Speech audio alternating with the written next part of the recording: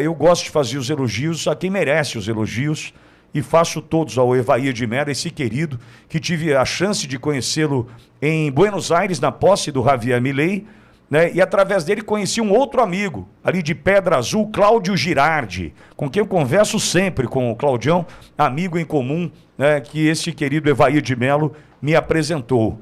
O Evair está pronto para conversar conosco. Emilhão, uma honra poder receber esse gigante aqui, viu, Emilhão? Bom dia, Pitoli. Bom dia, deputado Evair de Mello. O deputado Evair de Mello, ele está no terceiro mandato, ele tem se destacado aí como uma das grandes lideranças da direita e o PL já sabe que não tem condições de emplacar um candidato para a Câmara dos Deputados, a presidência da Câmara dos Deputados, e o deputado Evair de Mello surge como um nome favorito, né, ao lado do deputado Lupion, para ser o candidato da direita à Câmara dos Deputados. Isso aí já foi noticiado algumas semanas atrás, e agora a gente está aqui com o deputado Evair de Mello, que neste momento, Pitoli, está lá no Rio Grande do Sul. Bom dia, deputado. Bom dia, Emílio, bom dia, Pitoli, obrigado pelas palavras carinhosas. Eu estou aqui desde a última quinta-feira. Naturalmente, nós estamos completando amanhã 60 dias de uma tragédia, talvez territorialmente menor, mas de proporções de impacto local idêntica aqui no Rio Grande do Sul, no Espírito Santo. E, naturalmente, eu vim aqui na última quinta-feira, andando por todo esse interior do Rio Grande do Sul e agora um pouquinho de Canoas e Porto Alegre. Mas aqui não tem muito o que fazer ainda, porque, afinal de contas, o nível da água está muito alto.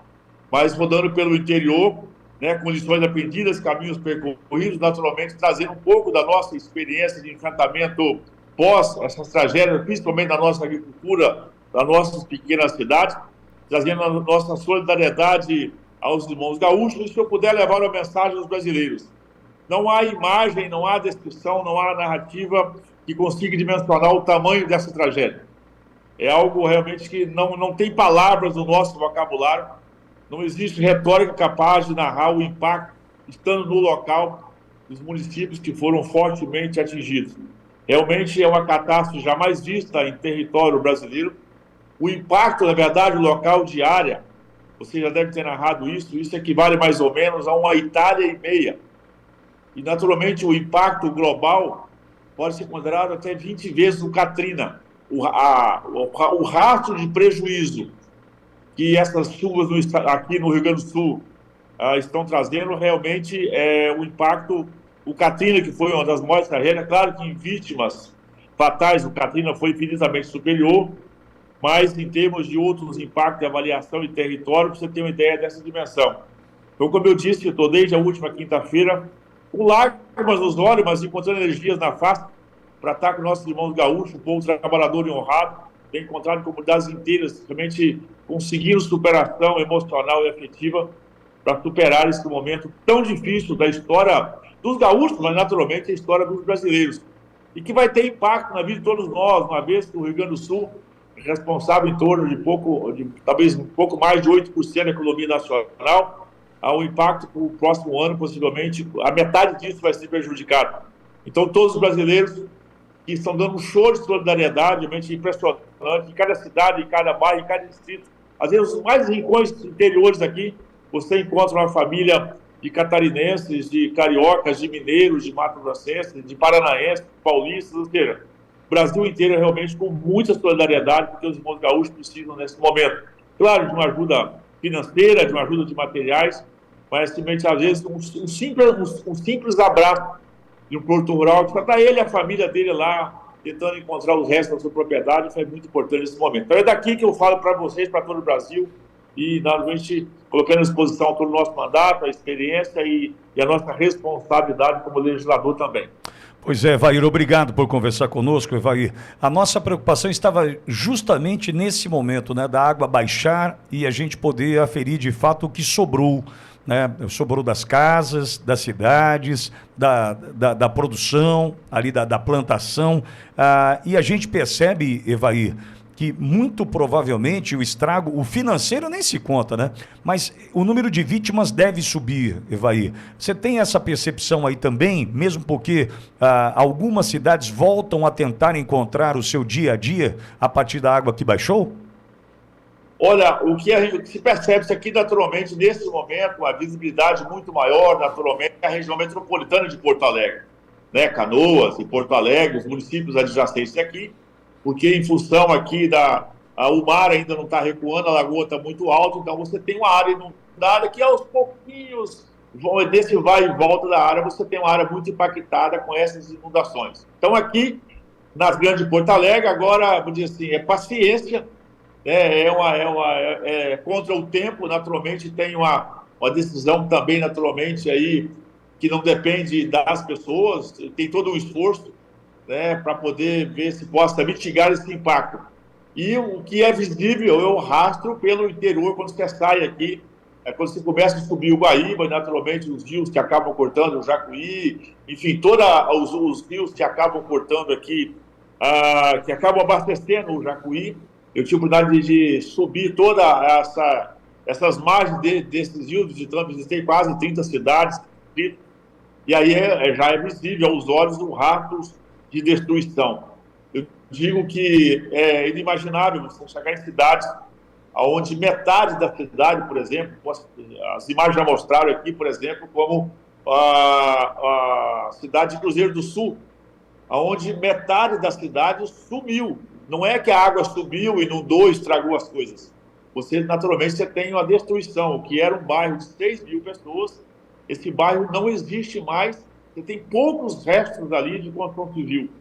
Isso realmente é impressionante. Você vai na cidade como Arroio do Meio, que está às margens do rio também, naturalmente tiveram ali, já no passado, um rio 14 metros acima da cota de inundação, e as pessoas se prepararam para isso um pouco mais, e o rio veio a 39 metros acima, ou seja, 25 metros acima daquele que era a enchente histórica. Eu estou narrando só de duas pequenas cidades, mas por onde você vai, você chega na cidade como Sinimbu, por exemplo, às margens do Rio Pardinho, e você vê que 100% do centro da área comercial da cidade foi afetado. Você não consegue encontrar nada, nem que você tenha dinheiro, recurso financeiro para adquirir, porque todo o sistema comercial da cidade, a avenida principal, que é paralela ao rio, ela foi afetada. Estou citando esses 3 casos para poder dizer que é um drama.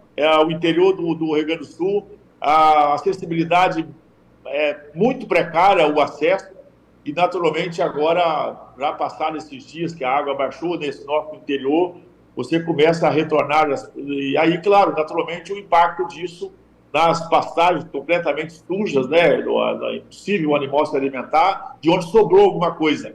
A área de pecuária, de ovelha, de suínos, de frango, totalmente destruído, e claro, o impacto disso, porque o rio, que era um rio razoável, ele aumentou em quase 3, 4 vezes o tamanho da sua calha, chegando em cidades como Colina, por exemplo, que o rio tem lá, talvez, posso dizer, quando eu passei por lá, 80, 100 metros de largura, chegou a 4 quilômetros de raio, onde ele passou devastando tudo. Então, realmente é um drama muito grande, mas um banho de solidariedade. Por mais que tenha sido feito um cálculo, eu acho até tecnicamente muito difícil você mensurar nesse momento o prejuízo, porque, principalmente na agricultura, Emílio Petão, um dos prejuízos, além, claro, das instalações destruídas, as plantações destruídas, os animais que perderam vida, o prejuízo de solo, porque por onde passou essa correnteza, que nós chamamos de solo, foi todo embora, ficou um subsolo. Então, qual é o que foi embora de matéria orgânica, de adubo, de defensivo, ou seja, de produtos que estavam sobre a terra, da terra que já estava preparada, realmente é algo incalculável. Então, é impossível nesse momento. Você pode até fazer uma simulação, mas o prejuízo real e verdadeiro é só o tempo, porque realmente essa avaliação. E é um drama. Eu digo que, eu volto a dizer, para fechar essa parte, é só estando aqui. Eu tenho experiência, naturalmente, de muitos anos já convivendo com isso. No Espírito Santo, já tive ido em Minas Gerais, Santa Catarina, Rio de Janeiro, até aqui no Sul, algum tempo atrás. E muitas regiões dessas, as margens do Jacuí e os seus rios que o compõem, eles tiveram, na verdade, não com essa dimensão, mas tiveram algumas regiões 3 ou até 4 grandes enchentes nos últimos 7 meses. você vê o tamanho dessa tragédia, que é uma tragédia continuada e que, com certeza, é de muita lágrimas nos olhos, mas, naturalmente, de muita força e, agora, de muita responsabilidade política e técnica para que possamos ajudar o Rio Grande do Sul a se recuperar, reconstruir a sua história e continuar contribuindo também para a economia brasileira. Fala, Emílio. Bom, deputado, na semana passada, o Pittoli estava aqui discutindo, na sexta-feira, a questão da importação de arroz. E aí, o governo está com a ideia de importar arroz, né, e colocar, inclusive, o logotipo do governo nas embalagens. E houve uma nota técnica da Federação de Produtores de Arroz do Rio Grande do Sul dizendo que não é necessário, porque mais de 84% da colheita foi feita com sucesso. A perda é insignificante para abastecer o mercado interno brasileiro. E aí, qual a opinião do senhor? É realmente importante importar arroz ou nós vamos acabar prejudicando, inclusive, o produtor rural do Rio Grande do Sul, que neste momento precisa vender? Emílio, eu já vivi essa experiência dessa pressão desse modelo de governo, foi no governo Dilma, quando da seca lá no Espírito Santo, em Minas Gerais principalmente, lá nos anos de 2017, o governo queria importar café, alegando que, em função daquela seca, iria faltar café, por isso poderia aumentar os preços para os consumidores. E nós trabalhamos muito, inclusive naquela época, com apoio dos arrozeiros aqui do Rio Grande do Sul. Nós conseguimos suspender aquela importação e mostrou que nós estávamos certos. Na nossa avaliação, o governo está sendo irresponsável, está sendo inconsequente. Na verdade, ele está tentando vender um caos para poder, naturalmente, depois se apropriar desse benefício. O entorno de 85% da safra está colhida, ela está estocada nesse momento aqui nas cooperativas, nas propriedades ou no sistema de armazenamento privado do Rio Grande do Sul. Tem uma dificuldade de mobilidade, mas ela é menor. E nós já temos garantia, até porque eles têm experiência com isso, não só, naturalmente, o setor produtivo, a cooperativa, o setor privado de armazenagem, mas também os grandes atacadistas, redes de supermercados do Brasil inteiro, dizendo que não vai faltar arroz. Esse é um discurso que o governo está fazendo e realmente a gente sabe que a consequência disso é uma catástrofe para a economia. Porque uma vez que não vai faltar arroz, talvez a área afetada da produção de arroz, que fica prejudicada, pouco mais de 2% dessa área afetada, ou seja, a área que estaria imprópria para novas plantações de imediato, assim que chegar a época correta. E essa pressão do governo, ela se mostra, a minha expressão, ela é politiqueira, é um discurso para vender uma solução fácil para iludir e enganar os brasileiros. Até porque, quando você pega o plano do governo de chegar a esse arroz nas periferias de São Paulo, da Bahia, Minas Gerais, Rio de Janeiro, Pernambuco, Pará e Ceará, um arroz subsidiado, e por pior disso, né, o arroz, ele vai vir, a gente não sabe da qualidade desse arroz, até pela pressa da importação. Nós temos riscos, inclusive sanitários, não é simples importar alimento igual se imagina, é preciso trabalhar com essa variável. Então, com essa pressa, nós não temos garantia também da questão sanitária e da qualidade desse arroz que vai chegar para essas pessoas, porque o alimento é muito perecível, assim, o risco de contaminação é muito grande, de vir contaminado, e essa pressa toda pode, inclusive, botar um produto de péssima qualidade no mercado, trazendo, inclusive, consequências de prejuízo futuro para os brasileiros. E, claro, essa coisa de colocar o rótulo do governo na embalagem mostra claramente uma orquestração política para poder levar e vender essa imagem do governo nesses bairros periféricos. Isso, ao invés de ser disponibilizado em grandes centrais para os atacadistas, os invasores pudessem adquirir, né, já que tivesse necessidade de importar, como se faz em outros momentos, isso seja feito pelo setor privado, pelas cooperativas, para que possam, inclusive, usar a sua marca, né, usar o seu conceito. Não, o governo quer montar uma marca própria de arroz e, é claro, para atender o que eles chamam desses programas sociais, para poder, no futuro, inclusive, dizer que quando o brasileiro mais precisou, ele conseguiu colocar alimento mais barato. O governo, naturalmente, quer botar alimento barato na vida do brasileiro, tem que, na mente, fazer aí agora a questão da reforma tributária e tantos entraves burocráticos, chamado Custo Brasil do setor produtivo, para que efetivamente o Brasil possa ampliar a sua oferta. Trabalha agora em viabilizar em torno de 100 milhões para subsidiar a importação.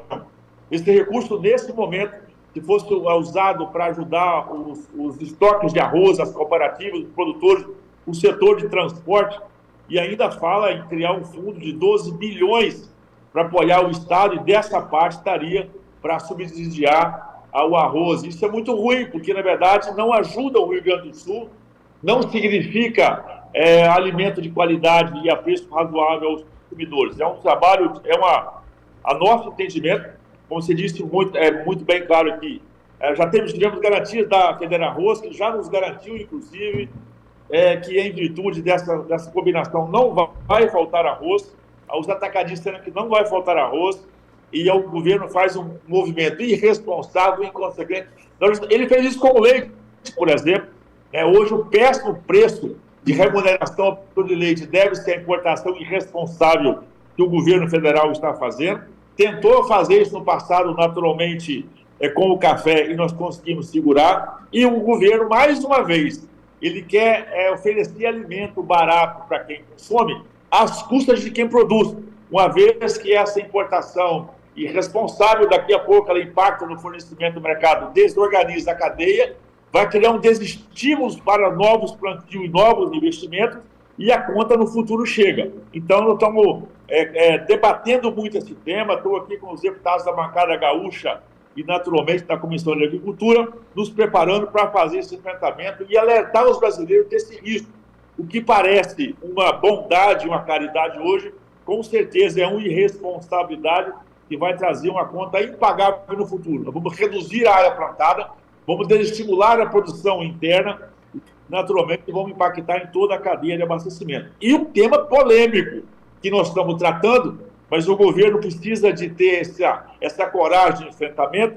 Eu sei que o tema é polêmico, mas estamos conversando com ele. Isso mostra que foi equivocado, por exemplo, aquela decisão arbitrária e irresponsável de fazer aquela intervenção na Raposa Serra do Sol, que era uma região produtiva de arroz no Brasil, um discurso falacioso e mentiroso de proteção ambiental e dos indígenas, o que se mostrou a longo prazo uma política irresponsável e inconsequente. Se nós tivéssemos áreas, inclusive, no Brasil, e temos para poder fazer a produção de arroz, como a Raposa Serra do Sol, os gaúchos estavam lá, inclusive gaúchos catarinenses estavam lá produzindo arroz, o Brasil estaria cuidando com muito mais responsabilidade da sua segurança alimentar. A retirada da capacidade produtiva de Raposa Serra do Sol não resolveu o problema ambiental, não resolveu o problema de fome, principalmente dos Yanomami daquela região, que hoje precisa importar arroz, inclusive, de outras partes, para poder alimentar seu povo, e nesse momento poderia ser, inclusive, uma válvula de escape para a segurança alimentar com produção nacional, não fazendo necessário essa suposta necessidade que o governo levanta para fazer importação. É muito lobby, é muita pressão, e o governo, mais uma vez, quer dar alimento barato para quem consome, às custas do produtor rural brasileiro. Evaí, uma última questão. Em Porto Alegre e Canelas, eu recebi imagens ao longo durante a madrugada, ônibus incendiados, a situação da segurança pública tomando uma proporção muito preocupante, aí em especial na capital gaúcha. Você vê a possibilidade de uma GLO vindo por aí? Olha, o governo, ele delegou, né, uma autoridade para falar sobre o Rio Grande do Sul. Infelizmente, alguém aqui muito questionado, né, o ministro Paulo Pimenta, que foi a delegação do presidente, ele não é unanimidade por onde eu andei aqui no Rio Grande do Sul, parece não gozar, inclusive, de prestígio político e nem técnico para ser um grande líder disso. O governo, ao invés de nomear um político, deveria ter nomeado alguém realmente com capacidade de fazer essa relação direta com o governo do Rio Grande do Sul. Faz uma posição, inclusive, quando ele coloca um adversário, vamos dizer assim, político, histórico do governador e de outros correntes. Ele traz para a política o grande centro, esquece realmente de fazer a solução do problema. Realmente é um caos, porque tem um drama, a criminalidade ela é um problema, o governo central, principalmente, não está conseguindo dar respostas e apoio aos governos estaduais para poder fazer esse impedimento da criminalidade. Estou vendo um esforço muito grande, naturalmente, das prefeituras e das forças estaduais, mas que tem limitações. Então, essa coisa da intervenção ou não, eu espero que o governo tenha sensibilidade, o governo federal tenha sensibilidade e responsabilidade, realmente tenha muito juízo, né, e discernimento de ouvir a quem entende, quem conhece, quem tem capacidade de dar resposta. Me parece realmente o interventor, a autoridade que o governo nomeou, o ministro Paulo Pimenta, ele não goza de prestígio político e moral, até porque ele é de uma corrente ideológica extremista, e aí, na verdade, sempre traz esse viés. E aí, os gaúchos ficam expostos, os brasileiros ficam expostos, e, infelizmente, é o cidadão comum e civil que paga por essa irresponsabilidade do governo federal, que parece que não está levando muito a sério, muito discurso, muita promessa, muita falha e provocação. Os prefeitos efetivamente estão, até nesse momento, abandonados, porque não tem nenhuma resposta concreta de nenhuma ajuda para que possam organizar os municípios, aonde a água já baixou, né, as margens dos rios a montante do Guaíba e, naturalmente, a região central de Porto Alegre, região metropolitana, é exposta porque o governo, de novo, federal, muito está falando, muito está discursando, mas, na prática, pouca proteção ao cidadão. É lamentável o gaúcho estar exposto a esse desgoverno nesse momento. Evair de Mello, Evair, de volta para tua terra, leva um abraço para aquele querido Cláudio Girardi, viu, Evair? Um abraço grande, e agora no final do dia estamos retornando aqui direto de Porto Alegre, de Canoas, vamos embarcar da base aérea de Canoas para Brasília. Temos desafios importantes essa semana em Brasília, e naturalmente convocar aqui todo o Congresso Nacional, os deputados e senadores, porque teremos que votar e tomar decisões legislativas para permitir com que o Rio Grande do Sul e agora parte de Santa Catarina também possa ter capacidade de retornar à normalidade, não só na agricultura, mas na indústria, no comércio, mas simplesmente no aspecto humanitário dos nossos irmãos que mais precisam. E a nossa ação em Brasília é olhar pelo Rio Grande do Sul e olhar pelo brasileiro. Agradeço muito a oportunidade e levarei sim um grande abraço ao nosso amigo Cláudio Girardi, que deve estar lá naquela temperatura de quase 0 graus, lá na região de Pedra Azul, Domingos Martins, Venda Nova, trabalhando como sempre. O Cláudio levanta cedo e trabalha muito. Eu sei disso, é um amigo nosso. Obrigado, Evair. Boa semana. Grande abraço, obrigado.